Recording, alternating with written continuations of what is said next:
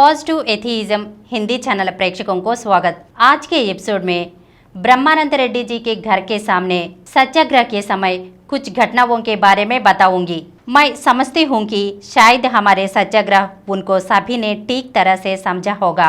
सब लोगों ने इसको भी स्वीकार किया होगा कि किसी पर द्वेष भाव नहीं है। 1964 में जब ब्रह्मानंद रेड्डी जी के घर के सामने सत्याग्रह किया तब दो घटनाएं घटी। हम 24 घंटे गेट के सामने बैठे रहे। ऐसा एक सप्ताह तक चला। तब राहगीर कोई न कोई आकर हमें भोजन खिलाते थे। तब प्रदेश कांग्रेस के अध्यक्ष श्री काकानी वेंकटरत्नम जी यह जानकर कि हमें ठीक ढंग से भोजन मिल पा रहे हैं, तब उन्होंने ही दिन में 2 वक्त का समय भोजन खिलाने प्रबंध स्वयं किया। इससे गांधी जी के सिद्धांत को सबको मानना पड़ा होगा कि यह एक तरह के समस्या का समाधान करने की बिना निवेश के वातावरण बने, सभी को भागीदार होना चाहिए। यह तो मुझे बहुत खुशखबरी जैसे लगा। दूसरी बात तो यह है कि 1964 में जब ब्रह्मानंद रेड्डी जी के घर के सामने सत्याग्रह कर रहे थे तब 2 दिन तक मूसलाधार वर्षा हुई। सड़क पर से वर्षा का पानी बाढ़ के रूप में बहते रहने पर भी हम वैसे ही सत्याग्रह में बैठे रहे। हमारी दृढ़ता ने सभी के दिल को हिला दिया। उसके बाद ही ब्रह्मानंद रेड्डी जी ने हमसे चर्चाओं के लिए निमंत्रण किया। ब्रह्मानंद रेड्डी जी और उसकी पत्नी राघवम्मा जी कहती हैं कि 2 दिन तक पानी में सत्याग्रह करते देख उन्हें नींद भी नहीं आई।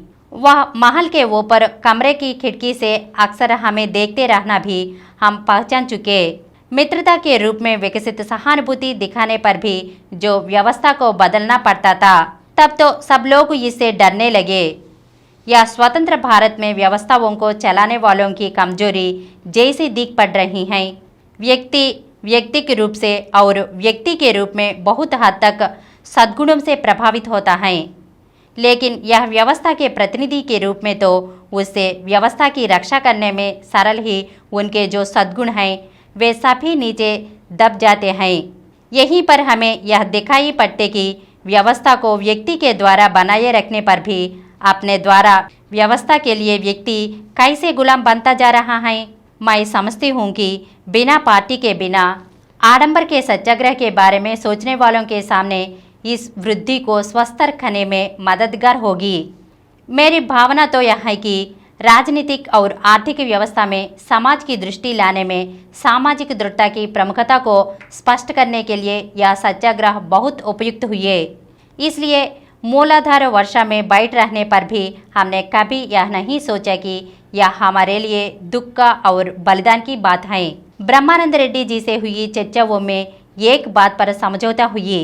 उन दिनों में रायलसीमा में अकाल पड़ी, इसलिए यह निर्णय लिया गया कि एक राज्य में अकाल पड़ा तो राज्य के सभी मंत्री हर जगह धूमधाम से दावत वगैरह का तिरस्कार करें।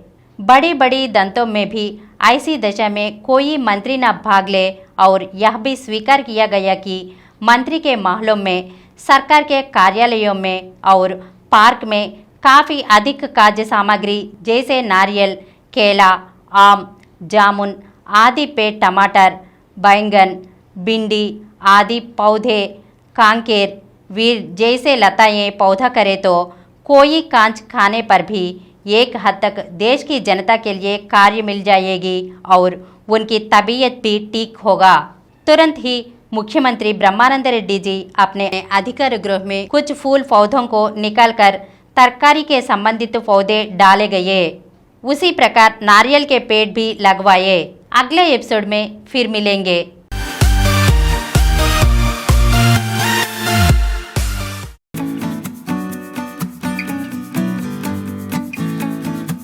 Please download Samaram multi-channel app and watch your favorite channels from your mobile. App available on Google Play Store and subscribe to the channels.